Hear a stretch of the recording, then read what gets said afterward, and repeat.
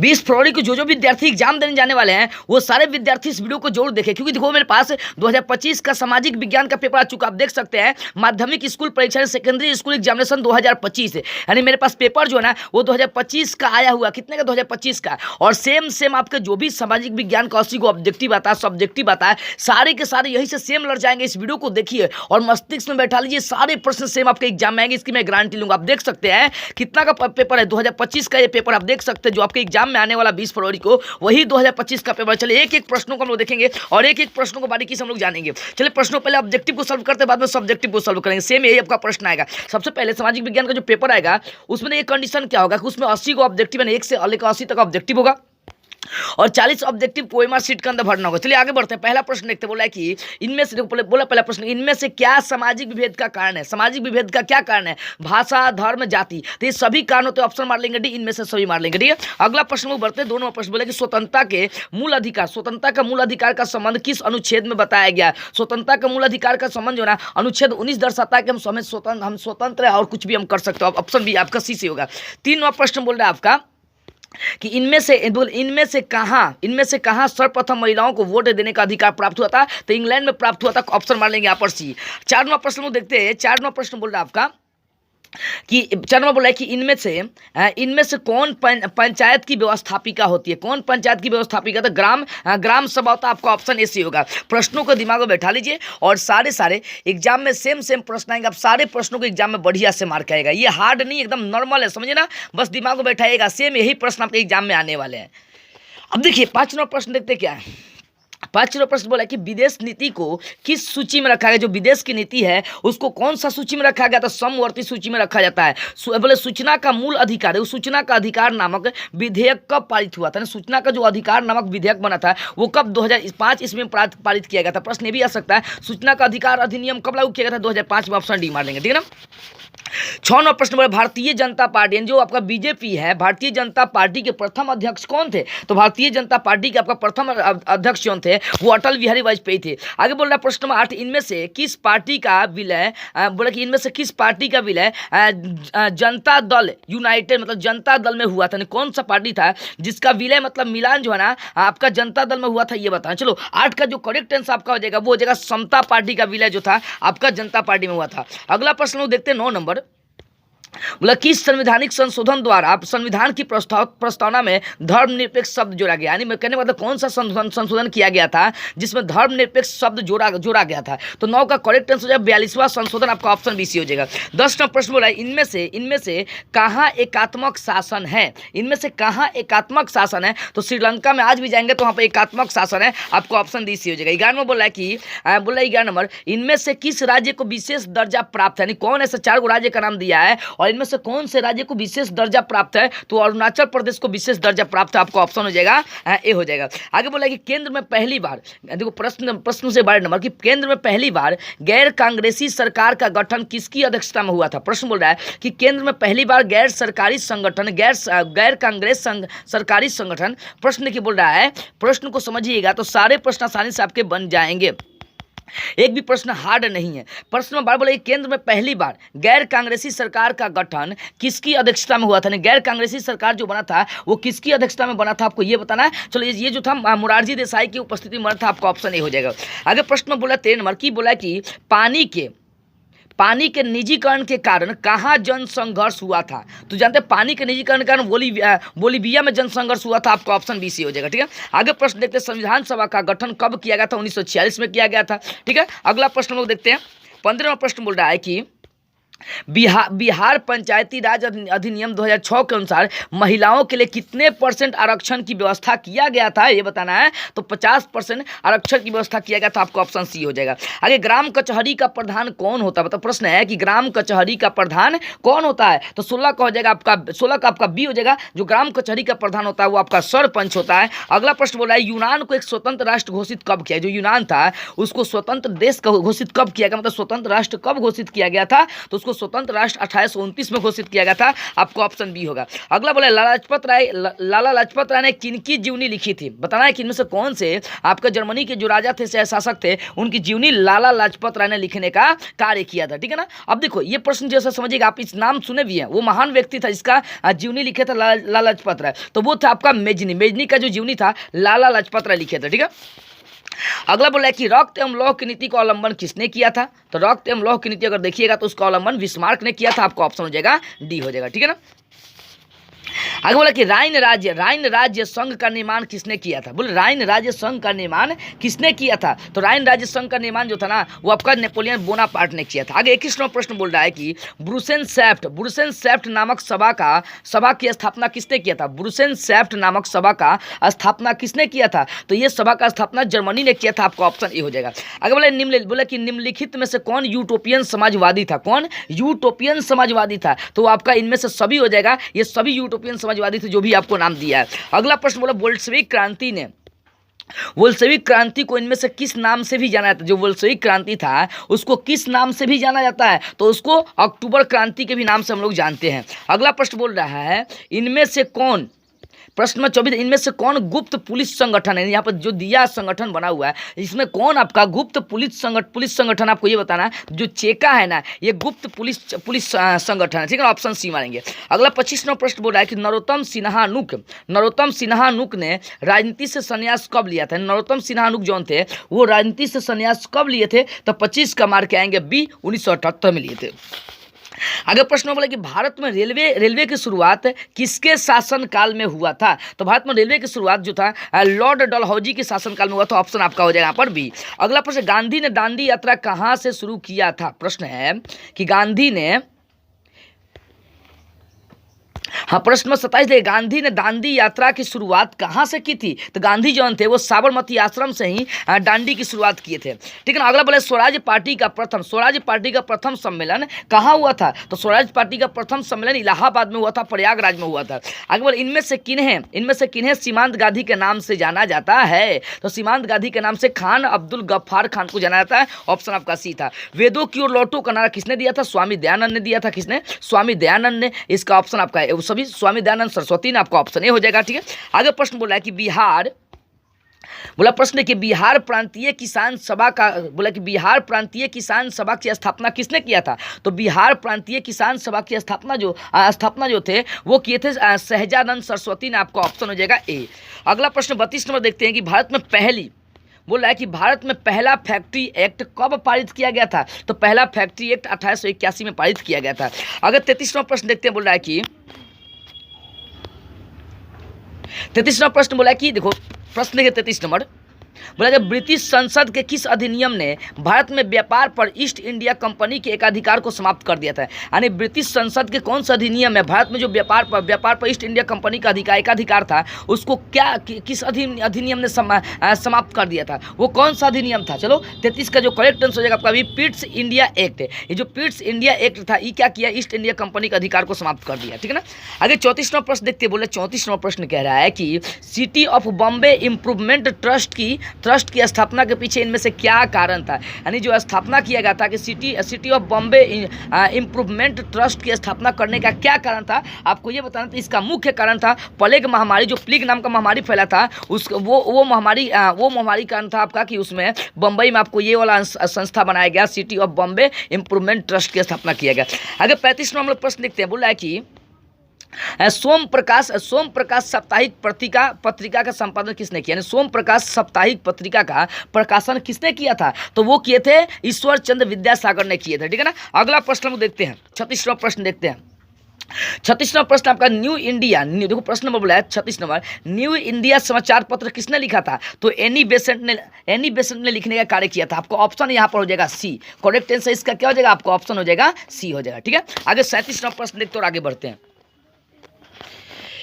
देखिए 37वां प्रश्न क्या कह रहा है, देखो 37वां प्रश्न बोल रहा है कि रेशम मार्ग कहाँ से आरंभ होता था, तो जो रेशम मार्ग था वो आपका चीन से आरंभ होता था, आपका ऑप्शन सी हो जाएगा, ठीक है।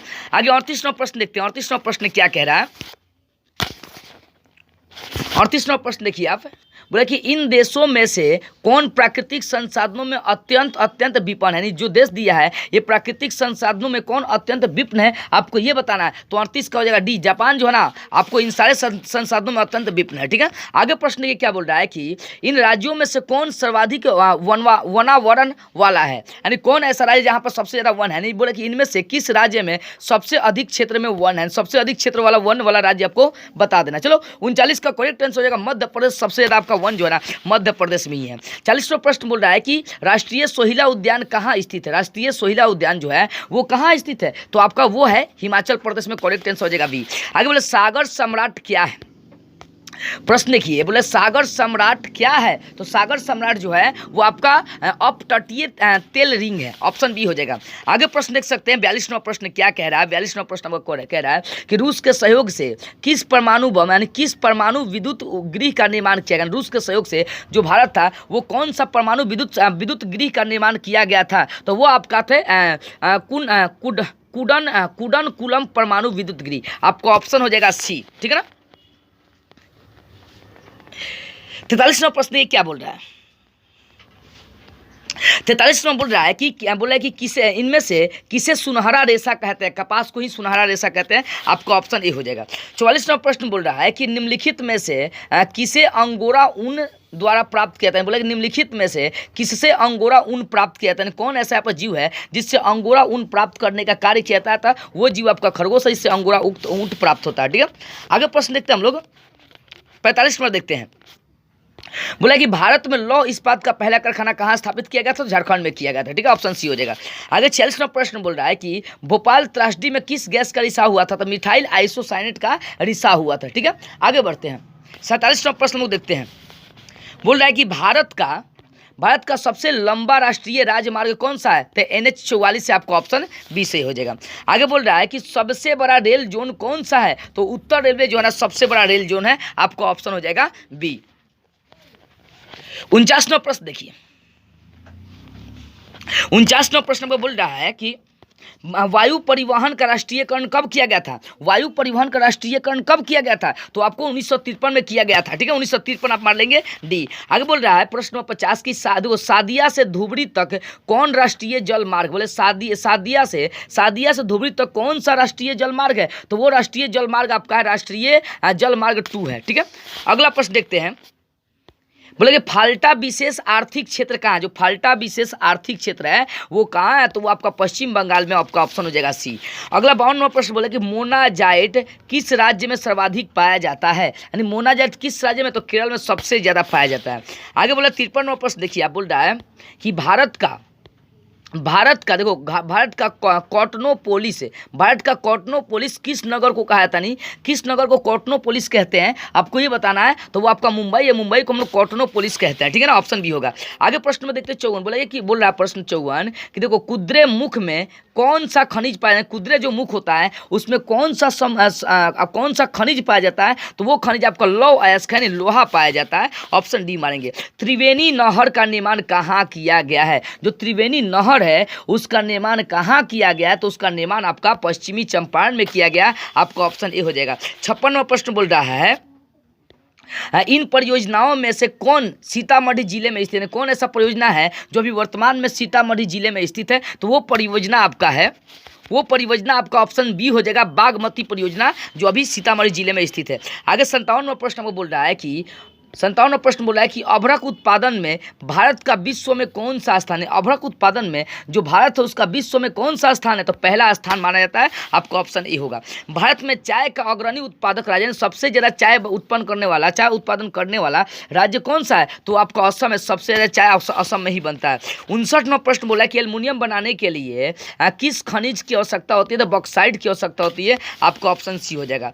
आगे 60वां प्रश्न बोला है कि 50 सेंटीमीटर से कम वर्षा वाले क्षेत्रों में कौन सी स्थिति उत्पन्न हो सकती है, यानी 50 सेंटीमीटर से यदि कम वर्षा होगा तो वहाँ पर कौन सा क्षेत्र उत्पन्न हो जाएगा, ये बताना है, तो वहाँ पर आपका सुखाड़ की स्थिति आ जाएगा, आपका ऑप्शन बी हो जाएगा। आगे किस नदी को बिहार में बाढ़ का मुख्य कारण माना जाता है, यानी कौन ऐसा नदी है जिसको बिहार में बाढ़ का सबसे मुख्य कारण माना जाता है, तो सबसे मुख्य कारण है ना वो कोसी, बिहार की कोसी नदी। ठीक है ना, ऑप्शन हो जाएगा सी। इन प्राकृतिक आपदाओं में से कौन कौन बिहार को प्रतिवर्ष सबसे ज़्यादा प्रभावित करता है? बिहार को सबसे ज़्यादा प्रभावित करने वाला आपदा कौन सा है? तो आपका बाढ़ है। बाढ़ से सबसे ज़्यादा लोग यहाँ पर प्रभावित हैं। अगर 63वां प्रश्न बोला है कि अधिक केंद्र का संबंध इनमें से किससे है, यानी अधिक केंद्र जो है उसका इनमें से किससे संबंध है? तो भूकंप से संबंध है आपका, ऑप्शन मार लेंगे सी। अगला 64वां प्रश्न आपको बोल रहा है कि भारत में जनसंख्या की दृष्टि से बिहार का कौन सा स्थान है? यानी भारत में जनसंख्या की दृष्टि से अगर देखेंगे तो भारत का कौन सा तीसरा स्थान, बिहार का कौन सा तीसरा स्थान माना जाता है। अगर प्रति व्यक्ति आय इनमें से किस नाम से जाना जाता है? प्रति व्यक्ति आय को और कोई दूसरा नाम से जाना जाता है तो आपको औसत आय कह सकते हैं, आपका ऑप्शन डी हो जाएगा। ठीक है, 66वां प्रश्न देखते हैं। बोला है कि विनिमय की प्रारंभिक अवस्था में, बोले विनिमय की प्रारंभिक अवस्था में व्यापार किस पर आधारित है? विनिमय की जो प्रारंभिक अवस्था है उसमें व्यापार किस पर आधारित है आपको ये बताना। तो जो व्यापार है वो आपका किस पर? तो वस्तु विनिमय प्रणाली पर आधारित है। आपका ऑप्शन ए सही होगा। बोले मैकलगन समिति का संबंध किससे है? जो मैकलगन समिति है उसका संबंध किससे है? तो उसका संबंध गरीबी से। आपका ऑप्शन हो जाएगा डी हो जाएगा। आगे 68वां प्रश्न देखते हैं। बोल रहा है कि लघु उद्योगों की अधिकतम निवेश सीमा कितनी है? लघु उद्योग में अधिकतम निवेश सीमा कितना है आपको ये बताना। चलिए 68 का जो करेक्ट आंसर होगा आपका 3 करोड़ है आपका। ठीक है, अगला प्रश्न देखते हैं। नीति आयोग का पदेन अध्यक्ष कौन होता है? जो नीति आयोग है उसका बताना कि कौन, नीति आयोग का पदेन अध्यक्ष कौन होता है ये बताना। तो नीति आयोग का जो पदेन अध्यक्ष होगा वो प्रधानमंत्री होते हैं। आपको ऑप्शन बी हो जाएगा। 70वां प्रश्न बोल रहा है कि मानव परिश्रम से अर्जित धन क्या कहलाता है? तो मानव परिश्रम से अर्जित जो धन उसे आय कहते हैं। आपका ऑप्शन ए हो जाएगा। भारतीय रिजर्व बैंक का राष्ट्रीयकरण कब किया गया था? तो भारतीय रिजर्व बैंक का राष्ट्रीयकरण 1935 में किया गया था। नहीं पूछेगा भारतीय रिजर्व बैंक का स्थापना कब? 1935 में। राष्ट्रीयकरण भी कब किया गया? 1935 में। दोनों एक ही मतलब है। 72वां प्रश्न बोल रहा है कि इनमें से कौन सामाजिक आधारभूत संरचना का भाग नहीं है? कौन जो ना सामाजिक आधारभूत संरचना का भाग नहीं है? तो आपका शिक्षा जो ना सामाजिक आधारभूत संरचना का भाग नहीं है। 73वां प्रश्न बोल रहा है कि बोले संयुक्त राष्ट्र ने किसे अंतर्राष्ट्रीय सहकारिता घोषित किया है? यानी संयुक्त राष्ट्र ने किसे अंतर्राष्ट्रीय सहकारिता वर्ष घोषित किया था? तो वो घोषित किया 2012 को अंतर्राष्ट्रीय सहकारिता दिवस घोषित किया गया था। आगे उपभोक्ता प्रश्न बोल रहा है कि उपभोक्ता अधिकारों की घोषणा सर्वप्रथम कहाँ की गई थी? उपभोक्ता जो अधिकार था उसकी घोषणा कहाँ की गई थी? तो 74 का करेक्ट आंसर आपका हो जाएगा सी, अमेरिका में किया गया था। ठीक है, अगला प्रश्न देखते हैं हम लोग 75 नंबर। बोला कि विश्व की विभिन्न अर्थव्यवस्थाओं को एक दूसरे से जोड़ने वाली प्रक्रिया को क्या कहते हैं? जब देश के विभिन्न अर्थव्यवस्था को जोड़ा जाएगा तो उस प्रक्रिया को हम लोग क्या कहेंगे? तो उस प्रक्रिया को कहा जाता है, इनमें देखो उदारीकरण, निजीकरण, वैश्वीकरण तीनों का है। तो ऑप्शन मार लेंगे, इसमें से सी मार लेंगे। ठीक है, 76वां प्रश्न क्या बोल रहा है कि इनमें से कौन संस्थागत वित्तीय स्रोत का उदाहरण है? यहाँ पर 4 ऑप्शन दिया, बताना है कौन इसमें से वित्तीय स्रोत यानी संस्थागत वित्तीय स्रोत का उदाहरण है। तो 76 का आंसर, 76 का जो करेक्ट आंसर हो जाएगा आपका डी हो जाएगा। इनमें से सभी, यानी जो संस्थागत वित्तीय स्रोत होता है उसमें वाणिज्य बैंक, सहकारी बैंक, क्षेत्रीय बैंक सबके सब आते हैं। ऑप्शन डी मार लेंगे। 77वां प्रश्न बोला कि भारत का अधिकांश कार्यबल, यानी भारत का अधिकांश कार्यबल किस क्षेत्र में कार्यरत है? यानी भारत का जो अधिकांश कार्यबल है वो किस क्षेत्र में लगा हुआ है आपको ये बताना है। तो 77 का करेक्ट आंसर सी, तृतीय क्षेत्र में लगा हुआ है। अगला प्रश्न लोग देखते हैं 78वां प्रश्न। भारत में मौद्रिक नीति का निर्धारण करता है? भारत में जो मौद्रिक नीति है उसका निर्धारण कौन करता है? तो उसका निर्धारण भारतीय रिजर्व बैंक करता है, आरबीआई करता है। 79वां प्रश्न वो बोल रहा है कि भूमि विकास बैंक को सबसे पहले किस नाम से जाना जाता था? यानी जो भूमि विकास बैंक है उसको सबसे पहले किस नाम से जाना जाता था? तो उसको भूमि प्रबंधक बैंक से नाम से जाना जाता था। आपको ऑप्शन बी सी होगा। अंतिम प्रश्न और 80वां प्रश्न देखते हैं। बोला है कि इनमें से किस जमा में कोई ब्याज नहीं मिलता है? यानी कौन ऐसा इसमें से जमा है जिसमें कोई ब्याज आपको मिलने वाला नहीं है? तो 80 का करेक्ट आंसर डी हो जाएगा, चालू जमा। अगर पैसा निकाल रहे हैं, डाल रहे हैं तो उसका कोई ब्याज नहीं मिलता। तो इस तरह से मैंने 80 का 80 ऑब्जेक्टिव करा दिया और पूरी गारंटी लेकर चलूंगा यहाँ से। अगर बढ़िया से इसको देख लेते हैं, मस्तिष्क में बैठा लेते हैं तो ये 80 ऑब्जेक्टिव के एग्जाम में, ऑब्जेक्टिव जो है एग्जाम में मिल जाएंगे।